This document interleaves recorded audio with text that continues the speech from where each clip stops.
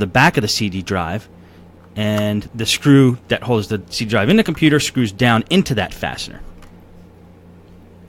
But when you take the fastener and the front plate off, CD drives are going to look, for the most part, identical from model to model.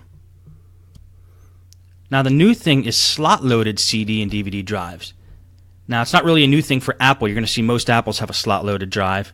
But more high-end laptops and some of the newer models, even sometimes some of the thinner netbook type models, have a slot-loaded CD and DVD drive, which you see here.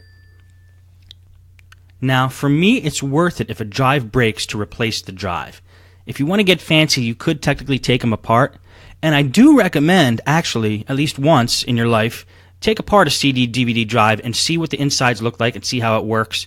You're going to find that there's a ribbon and there's rails that it slides around. There's a ribbon cable and the laser and different parts in there you could check out and just get an idea of what's actually on the inside. But when you get down to that level, I think it's a little too fine to actually go in and do some repairs. If you can do it, more power to you. That's great. But drives are so cheap now that I just buy a new drive if I have a failing drive. The only thing I really do to repair a drive or attempt to repair it is blow out the drive with compressed air. Sometimes the drive is just simply dirty. And if you could clean it up a little bit and get out maybe some chunks that are blocking the drive or covering the laser or causing a malfunction, you could get a working drive out of that. Let's take the compact computer that we looked at earlier before and see how we would go about ordering a replacement drive for that. I'm going to show you the process that I use. The first thing I do is get the model number of the drive we're trying to replace. This one is CRX835E, which you can see by the arrow up there. Now, the place I like to buy my drives is on eBay.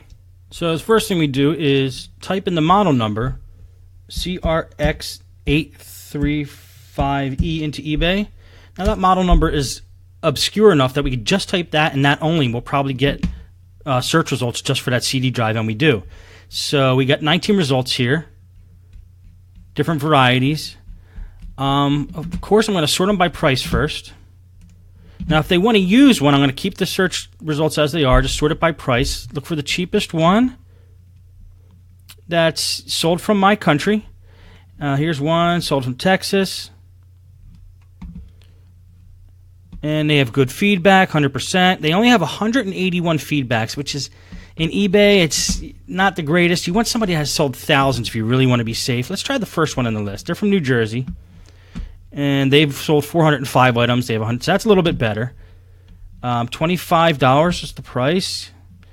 And let's see. Its item is in working perfect condition. It was pulled from a 100% working HP laptop.